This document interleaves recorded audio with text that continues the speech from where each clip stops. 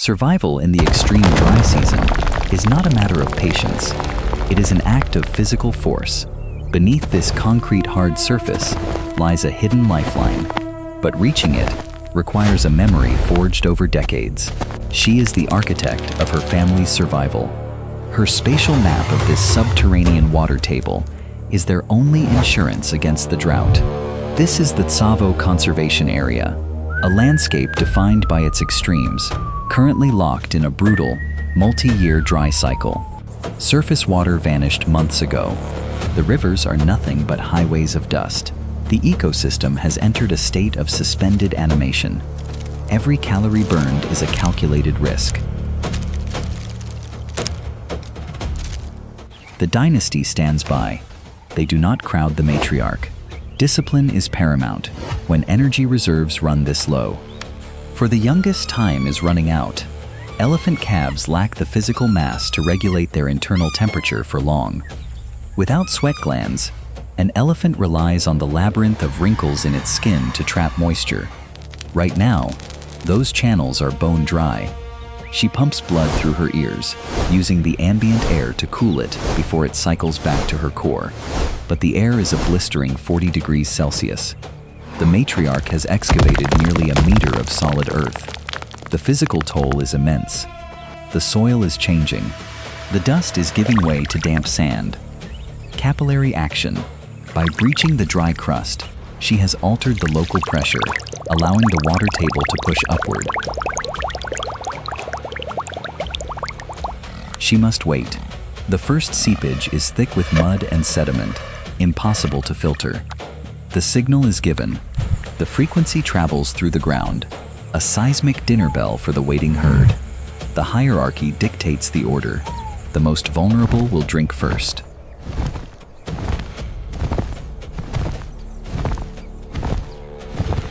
The calf is guided to the edge. It has lost vital fluids and is operating on the edge of heat stroke. At this age, a calf's trunk is still a clumsy appendage. It lacks the complex muscle control required to draw water. The mother intervenes. Her trunk can hold up to 8 liters of water in a single draw, a direct transfer. In this environment, maternal care is a precise, mechanical exchange of life support. The dynasty forms a defensive perimeter. Water is the most valuable currency in Tsavo, and they are not the only ones looking for it. The ecosystem is acutely aware of the elephant's labor. Opportunists gather on the periphery. They lack the strength to dig these deep wells themselves. They must wait for the architects to finish. But relief in Tsavo is temporary. The scent of surface water carries far on the dry wind. A rival matriarch approaches. She too has a desperate family to sustain. The newcomers are exhausted. They have marched through the heat of the day, burning critical reserves.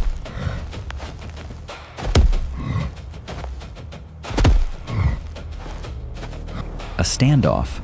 In times of plenty, herds might mingle. Today, it is a zero-sum game. The dynasty closes ranks, a unified front displaying superior numbers and strength. She calculates the odds. The olfactory data confirms she is outmatched. Pragmatism overrides desperation. A fight here would cost more energy than the well can provide. They must continue their march, gambling their remaining strength on finding another source.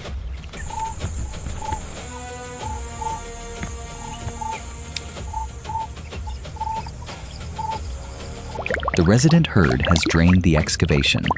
The capillary action cannot keep pace with their demand. The yield is exhausted. It is enough to survive the afternoon, but not enough to sustain them through tomorrow. Her spatial map demands they move on. They must seek the shadows before the peak heat of the afternoon takes hold. The departure triggers an immediate ecological succession. The baboons inherit the dregs. For a primate, even this muddy slurry is a critical lifeline. The ripple effect continues outward.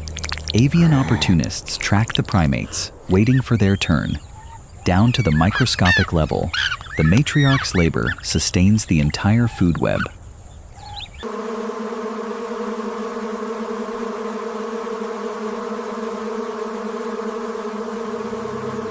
The elephants are ecosystem engineers.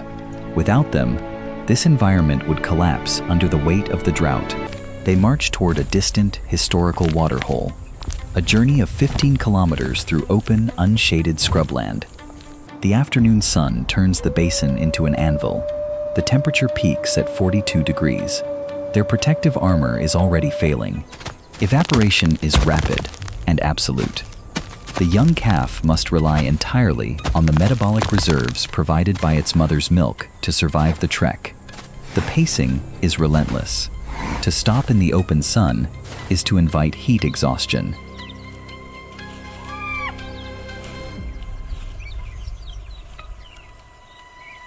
They navigate not by sight, but by memory and low-frequency acoustics, scanning the horizon for the subtle barometric drops that signal moisture. In this crucible, the margin for error is zero. But as the sun finally begins to dip, the rules of survival in Tsavo are about to change. As the elephants march, they leave behind an ecosystem paralyzed by the afternoon heat. Every organism is a prisoner of the sun. Reptilian metabolisms are forced into a state of estivation.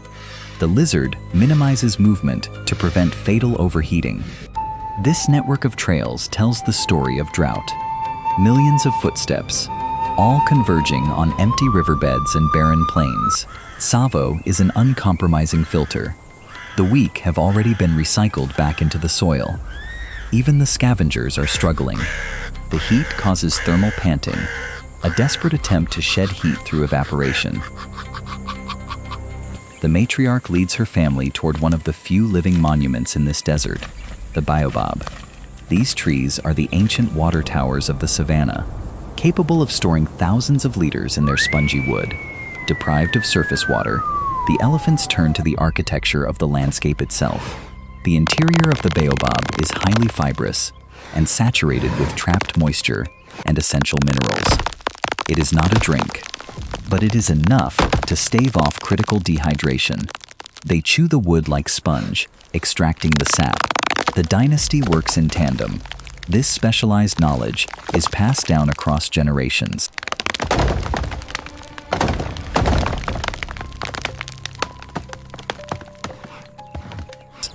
The youngest lack the ivory required to pierce the armor. They must rely on the scraps dropped by the adults. The maternal bond ensures the calf receives its share of the precious, mineral-rich sap. The elephant's destruction creates immediate opportunities for the microfauna.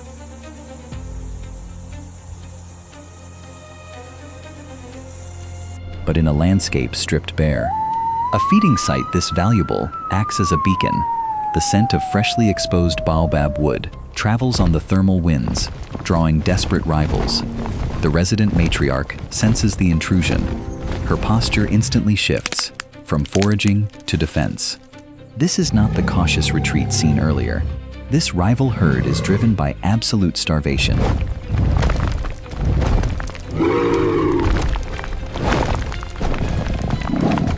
She recognizes the approaching female. The unspoken rules of territory are about to be tested. The dynasty forms a biological wall. The baobab tree is the prize, and they will not yield. The rival attempts to intimidate. She uses dust and noise to exaggerate her physical size. True authority requires no frantic movement. The older matriarch holds her ground with chilling stillness. The tension fractures. A younger, less experienced male breaks the standoff.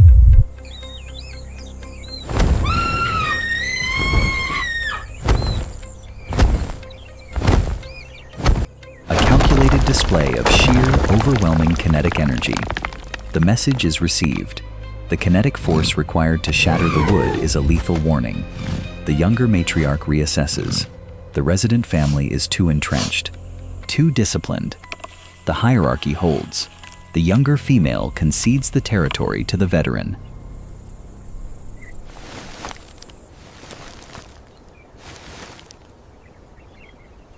Conflict avoided. In the unforgiving arithmetic of the drought, risking severe injury is a death sentence. She has protected the resource. The dynasty immediately resumes feeding. The afternoon yields to the early stages of evening. The deadly ultraviolet assault is fading.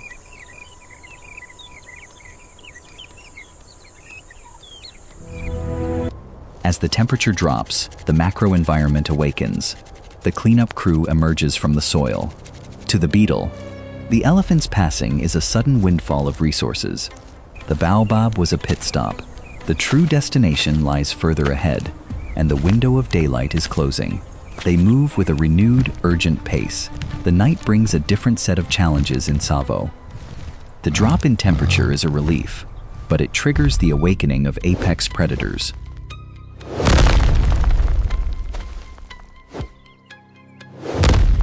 The prey species of the savanna are already on high alert. The shadows are lengthening. The shift from day to night is a biological trigger.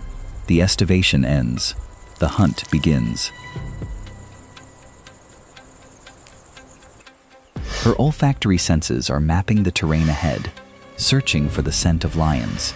She dictates a new heading, avoiding thick brush where ambush predators might lie in wait. The calves are kept firmly in the center of the formation. They are too small to defend themselves in the dark.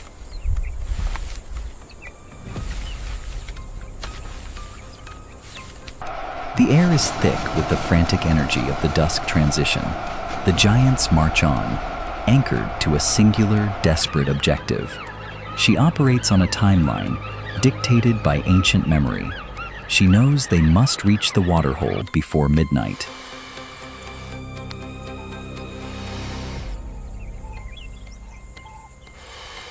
As the sun sets, the temperature plummets, and the visual advantage belongs to the predators. Tsavo's lions are uniquely adapted to this arid landscape. They are large, aggressive, and perfectly camouflaged. The dynasty responds to the dropping light by closing the gaps. They become a single, impenetrable organism. Every adult serves as a sentinel. The collective awareness of the herd is their primary defense. Absolute discipline. When the matriarch stops, the herd becomes statues. They listen, not just with their ears, but with the sensitive pads of their feet, detecting vibrations in the earth. The threat is distant. The march to the Oasis continues.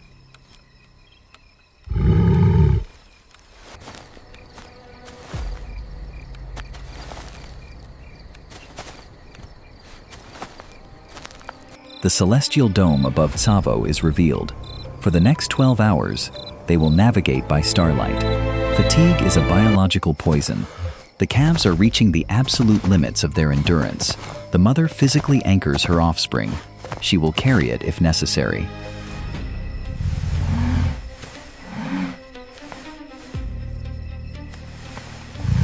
The landscape transforms into an alien world of shadows and shifting shapes.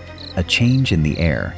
The matriarch detects something faint, carried on the cooling breeze. It is not the scent of predators. It is the distinct, metallic scent of standing water. The memory was true. The destination is within their grasp.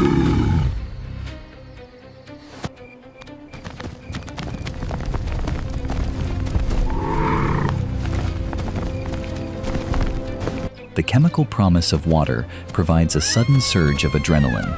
They descend into a hidden basin, a geographic anomaly where water clings to the surface just a little longer. But in the deep dry season, an oasis is never empty, and under the moonlight, the deadliest encounters occur.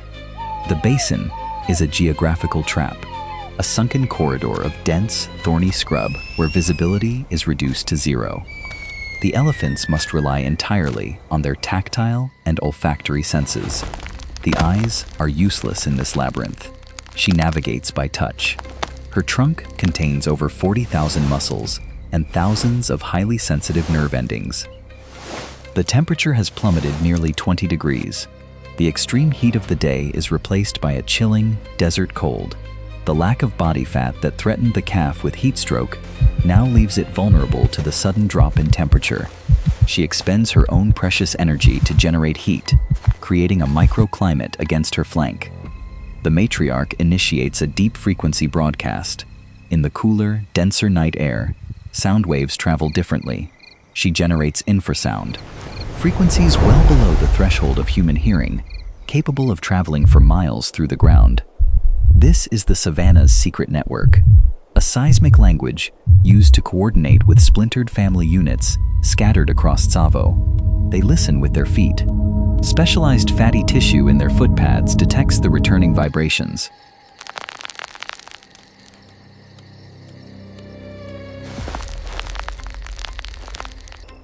The acoustic map is updated, but it brings a warning. The corridor ahead is occupied. An ambush pride. They are resting, conserving energy, waiting for the drought to drive prey directly into their path. Their night vision is 6 times more sensitive than a human's. In this basin, they are the apex authority. Retreat is impossible. The waterhole lies beyond this thicket, and turning back means certain death by dehydration. The Star Formation, an ancient, highly effective tactical defense designed to present an impenetrable wall of tusks and mass. She pinpoints their exact location through olfaction, cutting through their visual camouflage. A preemptive strike. She uses overwhelming auditory and visual shock and awe to break the lion's nerve.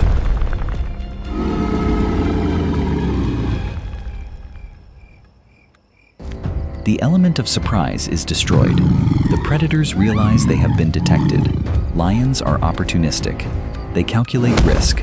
Attacking a defensive elephant formation is a suicidal gamble. The pride yields. The sheer physical dominance of the matriarch clears the path. The discipline of the herd is absolute. No one moves until the matriarch issues the command.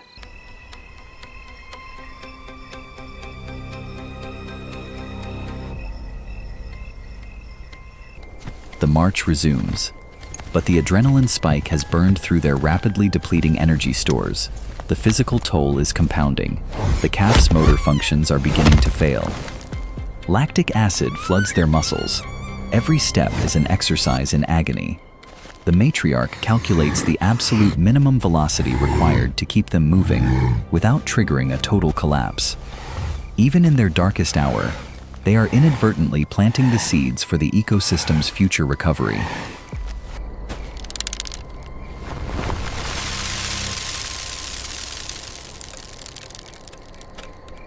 The nocturnal scavengers depend on the giants to shake loose the resources trapped in the canopy. They have breached the basin.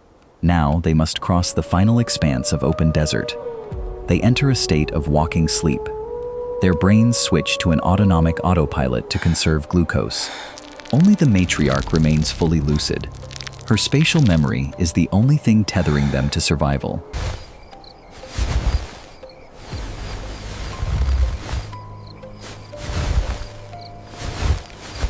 The horizon offers no visual clues. The destination exists solely in the mind of the oldest female. The critical threshold is reached. The calf has exhausted its metabolic reserves. The dynasty halts. They will not abandon their most vulnerable member, even if it jeopardizes the collective. She diagnoses the severity of the exhaustion. Dehydration is thickening the calf's blood, slowing oxygen delivery to the brain. She forces a burst of adrenaline into the herd, an aggressive display to shock the calf out of its lethargy. Tough love is a biological imperative. The calf must walk, or it will die in the dust.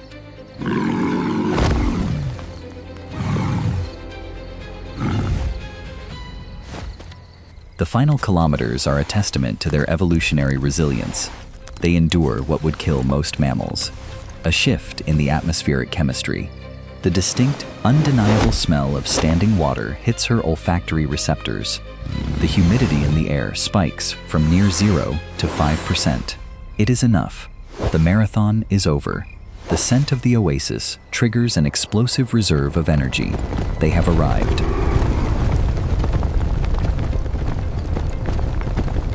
Restraint vanishes. The biological imperative to rehydrate supersedes all caution. Cellular rehydration must happen immediately to prevent organ failure.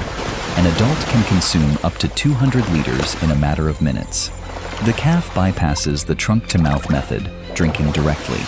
The risk of ingesting parasites is high, but dehydration is the immediate killer.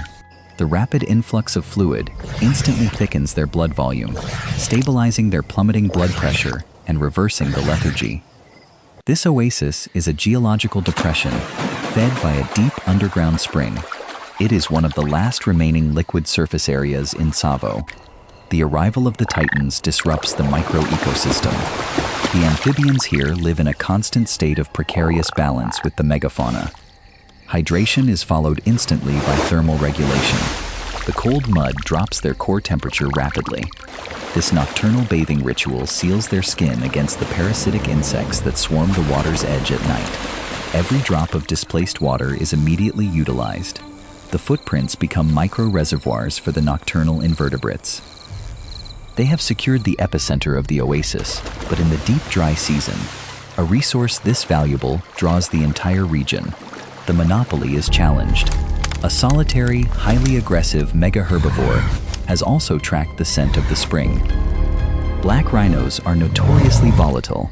Driven by thirst and poor eyesight, they rely on aggression as their primary defense mechanism. The Matriarch calculates the threat. The rhino lacks the mass of an elephant, but its horn can effortlessly puncture a lung or an artery. He demands access to the water. His pacing is an attempt to trigger a flight response from the occupying herd. The Matriarch does not retreat. She uses her immense physical presence to anchor her claim to the shallows. A mock charge. The rhino tests the psychological resolve of the elephant dynasty. She counters with kinetic energy. The sheer volume of water displaced acts as a physical barrier. The physics of the encounter favor the Matriarch. The rhino concedes the direct confrontation. A tense détente is established. The waterhole is large enough to share, provided the hierarchy is strictly observed.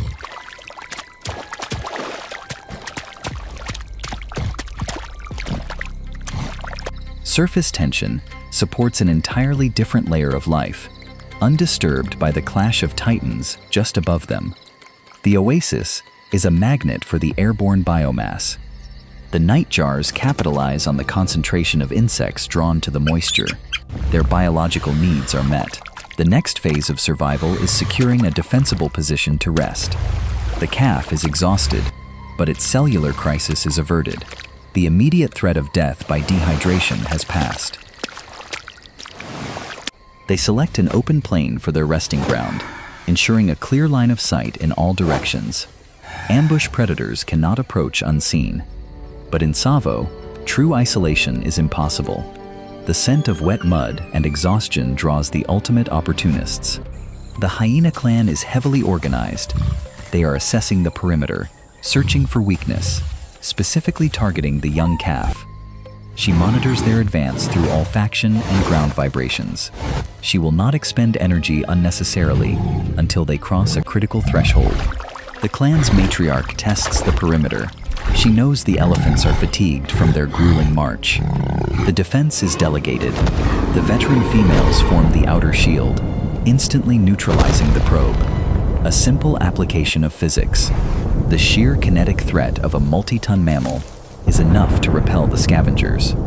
The macro environment continues its relentless cycle. The ground level is a battlefield of miniature predators. Elephants only sleep for 2 hours a day, often standing up.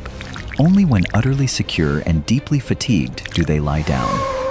It is a profound display of trust in their sentinels, a rare moment of absolute vulnerability in a hostile world.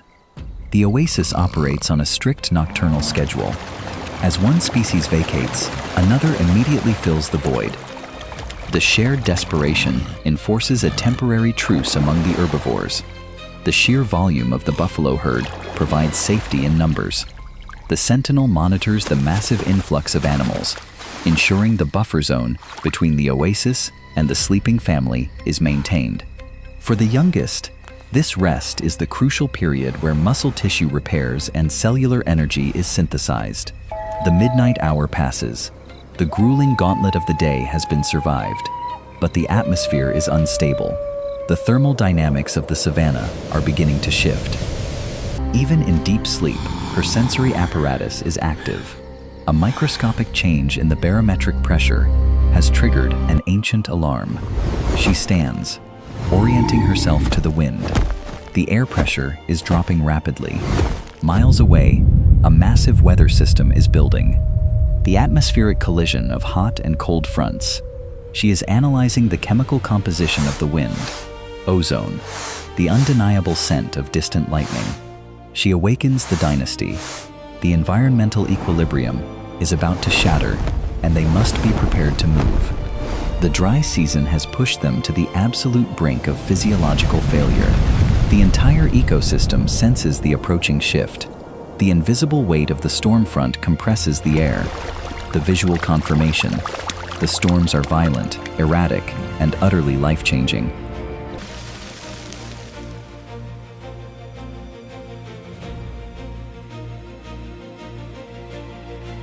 For the Matriarch, it represents a gamble.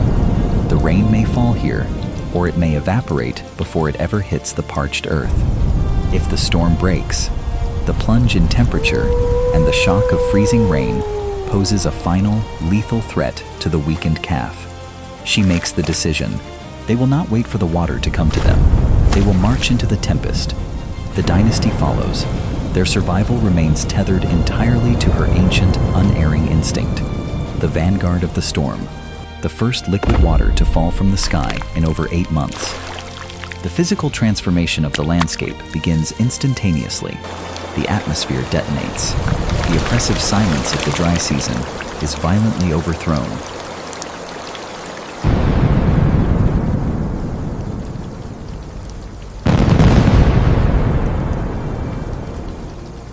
They walk into the chaos without hesitation. This violent meteorological event is their salvation. The immediate relief is absolute. The relentless physics of the drought have been temporarily broken. In mere hours, this barren red desert will trigger one of the most explosive biological blooms on the planet. She has successfully navigated her family through the crucible. Her memory has secured their future for another season. The dynasty endures, bound by hierarchy, driven by necessity, and inextricably linked to the violent rhythms of the wild. This is Tsavo, where survival is an unending negotiation with the earth itself. The violent crucible of the night yields to a transformed world. The atmosphere itself has been fundamentally rewritten. Millions of gallons of water have fallen in a matter of hours, violently erasing the scars of the drought. The ecosystem awakens not to the paralyzing heat, but to the intoxicating chemical signature of petrichor. The ancient water towers have absorbed the deluge, their fibrous trunks swelling as they stockpile the rain. The moisture penetrates the deep subterranean colonies, triggering an immediate, explosive biological response. The food web instantly reactivates. The sudden abundance of insects provides an immediate calorie spike for the avian predators. Amphibians break their estivation. They have only weeks to breed before the ephemeral pools evaporate. The dynasty has weathered the transition. They stand in an ocean of the very resource that nearly killed them to find. The physiological crisis is over. Her nervous system shifts from a state of sustained adrenaline to deep recovery. The grueling excavations are no longer necessary. Hydration is now abundant, immediate, and effortless. The intake of pure water flushes the accumulated toxins from their kidneys, restoring cellular balance. For the youngest, the rain is a revelation. The crushing lethargy is replaced by an explosive surge of metabolic energy. The maternal burden lifts. The calories previously spent keeping the calf alive can now be directed toward her own recovery.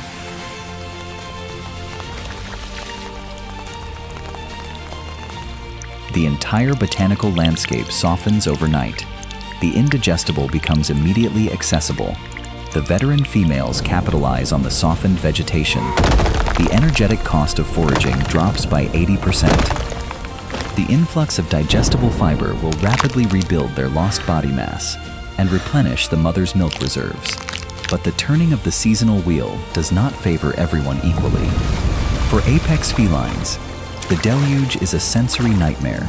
The heavy rain washes away the scent trails they rely on to track prey. The mud robs them of their stealth. Every footstep now makes a suctioning sound, broadcasting their location to the herbivores. The tactical advantage shifts back to the prey. With abundant surface water, the impala are no longer forced into dangerous ambush zones. The matriarch issues a new directive. With hydration secured, the priority immediately shifts to mass calorie consumption. The limp of exhaustion is gone. The 4-ton architect of this family reclaims her total dominance over the terrain. The elephant's restored digestion immediately fuels the foundational layers of the ecosystem. The engine of the savanna is running again. The calf discovers the physics of wet clay. It is an education in biomechanics, entirely free from the shadow of death. The mother allows the struggle. Resilience is built in the moments between crises. It recovers independently. The legacy of the dynasty is secured in these small, victorious milestones. The dormant seeds of the savanna, having waited years for this exact chemical trigger, begin their rapid, violent ascent. The primates, no longer forced to scavenge the dregs of the elephant's labor, return to their intricate social rituals.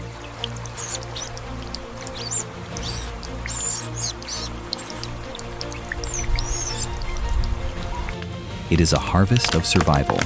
They must consume up to 300 pounds of vegetation a day to repair their depleted bodies. The matriarch surveys her territory. The brutal calculus of the dry season has been temporarily suspended. The bonds of the herd are reaffirmed. The trauma of the march is washed away, leaving only the unbreakable social structure intact. They are the undisputed architects of Tsavo. Without their memory and endurance, this entire biological web would collapse. The abundance is overwhelming. The landscape is suddenly hypersaturated with life, color, and noise. The footprints of the giants become temporary worlds for the smallest inhabitants. Every step fosters life. The calf is safe. The generational transfer of knowledge has ensured its survival for another cycle of the sun. A broadcast of survival. A seismic declaration that the dynasty remains unbroken. They are no longer refugees of the drought. They are the masters of the green desert.